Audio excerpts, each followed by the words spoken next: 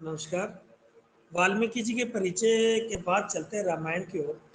दरअसल में हुआ क्या था कि वाल्मीकि जी पहले रत्नाकर नाम के एक डाकू थे। तो एक बार उन्होंने सप्तऋषियों को लूटना चाहा तो सप्तऋषियों ने कहा कि ये सब कार्य लूटने का कार्य क्यों करते हो, किसके लिए करते हो? कि परिवार के लिए। कि परिवार को पूछ के तो आओ कि आपके परिवार में आपके पाप का भागीदार कौन बनेगा। तो चले गए पूछने, परिवार वालों ने सबने मना कर दिया। उसके बाद में उनको लगा कि मैं ये कार्य को करते बहुत गलत कर रहा हूँ। उसका पश्चाताप हुआ। उसके पश्चाताप को दूर करने के लिए, पाप से मुक्ति के लिए सप्त ऋषियों ने उनको राम नाम का एक मंत्र दिया कि आप इसका जप करते रहे। सप्त ऋषि चले गए और वो जप करते रहे। तो वो लौट के आए तो उन्होंने देखा कि एक वाल्मीकि यानी किसी बाम्बी, जो सांप घुस जाता है वो एक चींटी जैसे वो बनाते हैं उसको। तो उस वाल्मीकि में से आवाज आ रही थी राम राम राम राम राम। तो उन्होंने देखा ये किससे आ रही है। तो वाल्मीकात आगता है, वाल्मीकि से आई हुई चीज को वाल्मीकि कहते हैं। तो उनका नाम पड़ गया वाल्मीकि। उनको बाहर निकाला, फिर उनको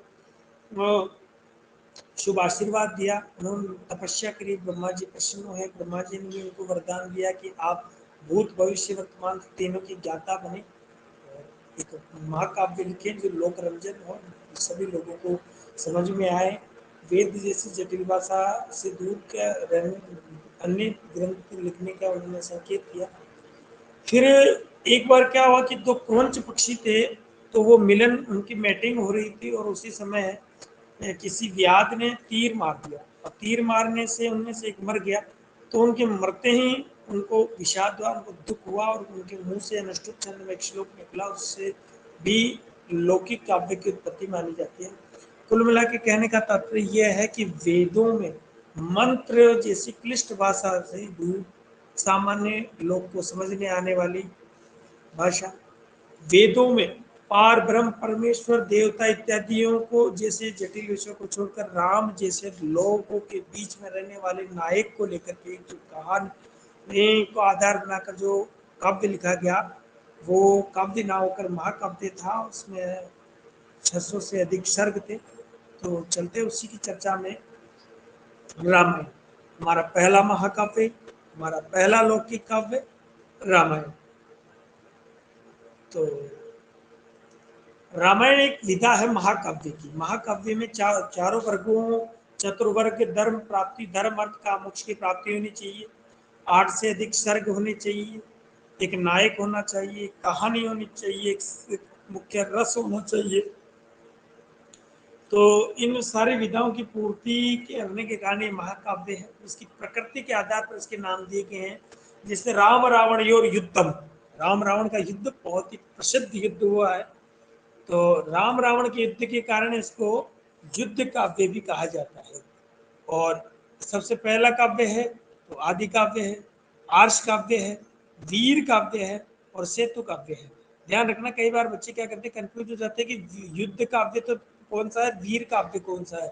तो युद्ध काव्य वीर काव्य दोनों ही रामायण है। वाल्मीकि ने स्वयं अपने ग्रंथों को 3 नामों से संबोधित किया है, ध्यान दीजिएगा। वाल्मीकि ने क्या क्या नाम दिया है? एक तो काव्य, अपने रामायण को काव्य कहा है उन्होंने, अपने रामायण को आख्यान कहा है उन्होंने, अपने रामायण को उन्होंने श्लोकों में बीच बीच में संहिता कहा है। तो इस हिसाब से राम वाल्मीकि जी ने स्वयं लिखने वालों ने इसे काव्य, आख्यान और संहिता कहा है। ऐसी विधा महाकाव्य। अन्य नाम इसकी युद्ध काव्य, आदि काव्य, आर्ष काव्य, वीर काव्य, सेतु काव्य। अन्य नाम इसका पुलस्त्य वध भी मिलता है। इसकी रचना तमसा नदी के तट पर हुई है। अब देखिए, अब है कि इनको प्रेरणा किससे मिली। मैंने कहानी बताया, उसमें 3 चीजें जो इनको प्रेरणा देते हैं। कौन कौन से? पहले हैं सप्तऋषि। सप्तऋषियों से प्रेरणा के तौर पर राम नाम का इनको नायक मिला, मंत्र मिला कि राम नाम पे लिखना है। ब्रह्मा जी ने वरदान दिया। वरदान क्या थे? आर्ष चक्षुते भविष्यति, आप आर्ष चक्षु हो जाए, सर्व विदित हो जाए, यानी भूतकाल में क्या बातें हुई वो आप जानो, भविष्य में क्या होगी उनको आप जानो, वर्तमान में क्या क्या चल रहा है उसको आप जानो, आश्रम में बैठे बैठे ही। और क्रौंच वध के होने के कारण अनुष्टुप श्लोक की मिली। यानी देखा जाए तो इनसे इनको नायक मिला राम, इनसे इनको आशीर्वाद मिला, इनसे इनको अनुष्टुप श्लोक मिला। अब वैदिक साहित्य के बाद की सबसे पहली लौकिक साहित्य की रचना है और अनुष्टुप में है। अनुष्टुप को श्लोक भी कहा जाता है। मां निषाद प्रतिष्ठान त्वमागम शाश्वती समा यत् करंचमितुनादेकम अवधि काम मोहितम, कि हे निषाद तुम कभी प्रतिष्ठा को प्राप्त नहीं करोगे क्योंकि तुमने काम से मोहित अपने काम अवस्था में एक पक्षी को मार दिया है। और इसमें भी करुण रस था, और करुण रस इनके हृदय से सहज ही निकल गया।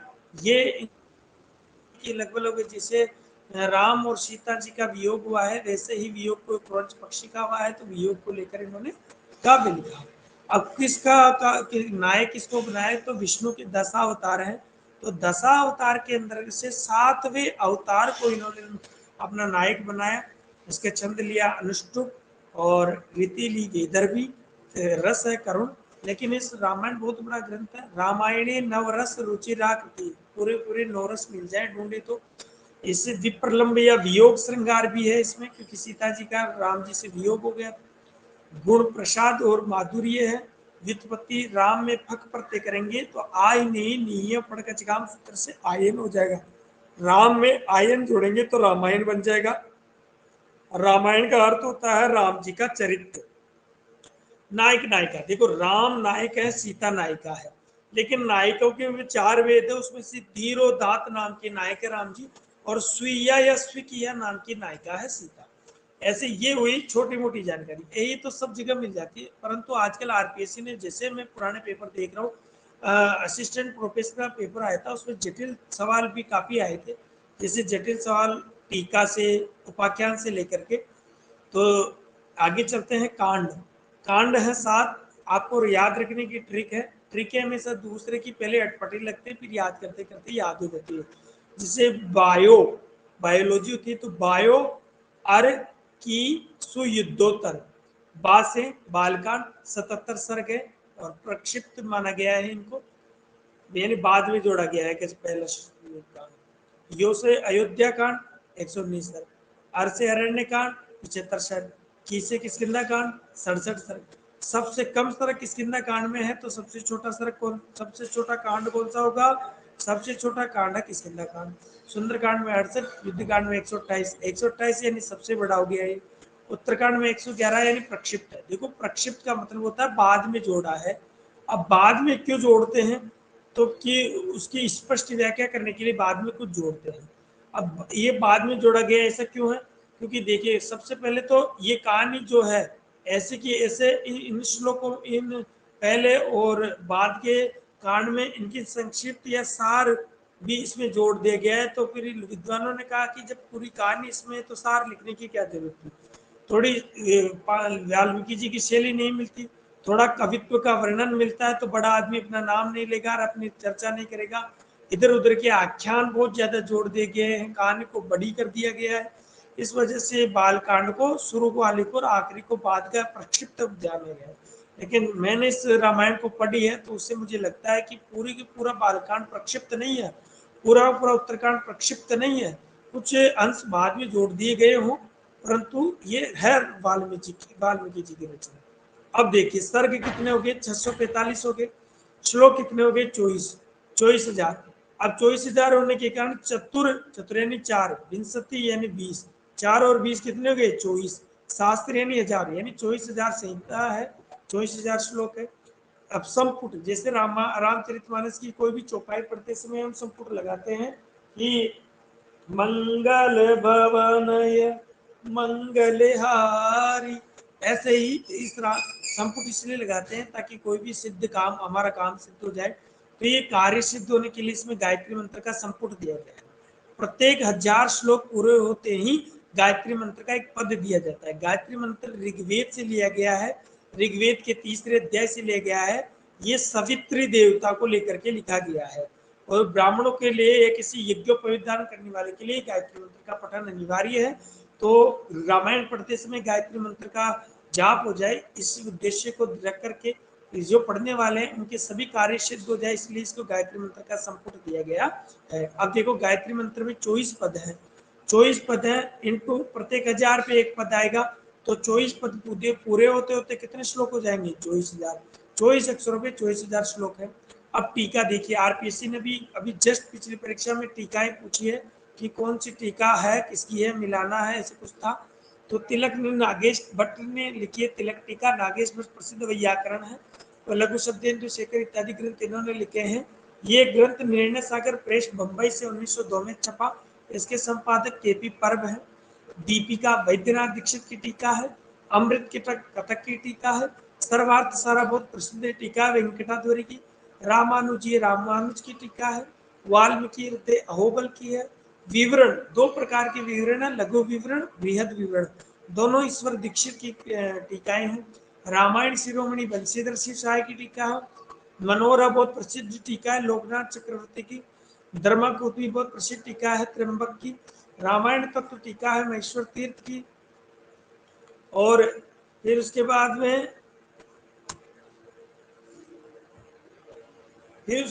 में ये टीकाएं जो है, इन टीकाओं के बाद में संस्करण कौन कौन से छपे हैं, तो 4 संस्करण है। बंबई संस्करण, बंगला संस्करण, पश्चिमोत्तर संस्करण और दाक्षिणात्य संस्करण। हल्की फुल्की चर्चा कर लेते हैं संस्करणों की। बंबई संस्करण औदिच्य संस्करण है, देवनागरी संस्करण से फेमस है और बहुत सबसे प्रसिद्ध संस्करण यही है। तिलक टीका है, हमने बताया तिलक टीका नागेश भट्ट जी की है। केपी प्रभ ने निर्णय सागर प्रेस में इसको छपवाया है। निर्णय सागर प्रेस बहुत प्राचीन प्रेस है और एक ग्रंथ छापती है। बंगला संस्करण या गोडीय संस्करण कहते हैं। गोडीय शैली बंगाल में फेमस है। जी गौरेशियो नाम के अंग्रेज ने 1843 से 67 में इसका प्रकाशन कराया। फिर उसके बाद में इटालियन भाषा में इसका अनुवाद भी हुआ बंगला वाली का। बंगला संस्करण सबसे फेमस इसलिए हो गया क्योंकि यूरोप में सबसे सर्वप्रथम यही संस्करण छपा था। अंग्रेज बंगाल में रहते थे तो बंगाल वाला संस्करण इन्होंने सबसे पहले छपवा दिया। अब देखिए पश्चिमोत्तर संस्करण। अब पश्चिम देखिए, पश्चिम क्या हुआ, पश्चिम हो गया पाकिस्तान, पश्चिम पाकिस्तान और उत्तर कश्मीर। तो पश्चिमोत्तर यानी ये जगह कश्मीर, और जैसे भारत है तो कश्मीर और ये वाले इलाके। तो यहाँ पे काश्मीरी संस्करण छपा, उसमें भारत पाकिस्तान एक ही था। तो लाहौर के अंदर एक कॉलेज थी डीएवी कॉलेज। डीएवी कॉलेज में इस पे रिसर्च डिपार्टमेंट में इस रामायण की अच्छी टीका कटक की टीका थी, उसके लेकर के इन्होंने इसका संस्करण छपवाया। दाक्षिणात्य संस्कृत यानी साउथ का संस्करण है, कुंभकोणम मद्रास से 1923 से 30 में छपाई। अब देखिए उपाख्यान, उपाख्यान पूछ रहे हैं अभी आरपीसी इस बात, तो उपाख्यानों को अच्छी तरह याद करें, समझे कि किस कांड में कौन सा उपाख्यान है। इसे तो सब कांड में मूल कथा है, लेकिन बालकांड उत्तरकांड में ज्यादा उपाख्यान है, इसलिए इनको प्रक्षिप्त भी मानते हैं। तो देखिए मैत्रावरुण, समुद्र मंथन, श्रृंगी ऋषि का आख्यान बालकांड में है।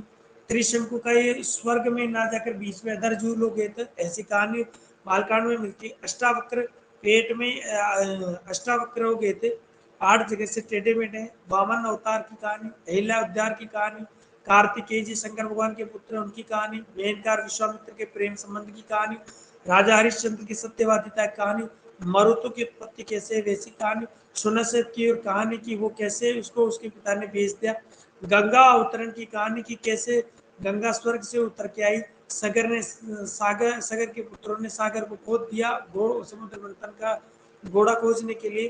तो ऐसी चीजें हैं आपको बालकांड में मिलेगी। फिर उसके बाद में अरण्य कांड में इलवल नाम के राक्षस का उपाख्यान है। उत्तरकांड में वृत्तासुर की कहानी, नृगिर की कहानी, सुकेत की कहानी, ययाति की कहानी, पुरुरा उर्वशी की कहानी, रावण का उपाख्यान की रावण पूर्वजन्म में क्या था वगैरह वगैरह, वशिष्ठ की कहानी, नहुस की कहानी, ये उत्तरकांड में होती है। युद्ध कांड में सम्मुख का वध मिलता है। तो इस तरह किस कांड में क्या मिलता है ये उपाख्यान आपको याद रखना है। मोटे मोटे जो भी प्रश्न बनते थे मैंने आपको बता दिए हैं, और भी आप डिटेल से किसी अच्छी व्याख्या को, अच्छी इतिहास की पुस्तक को पढ़ते रहें। याद करने की चीज़ें आपके लिए यही है, अच्छी तरह आप पढ़ते रहें। धीरे धीरे मैं आपकी जो भी सिलेबस में होगा मेरी वीडियो बना कर डालता रहूँगा। आपको किसी चीज़ का स्पेशल वीडियो बनवाना है या कोई चीज़ समझ में नहीं आ रही है तो मुझे ज़रूर बताएं। धन्यवाद।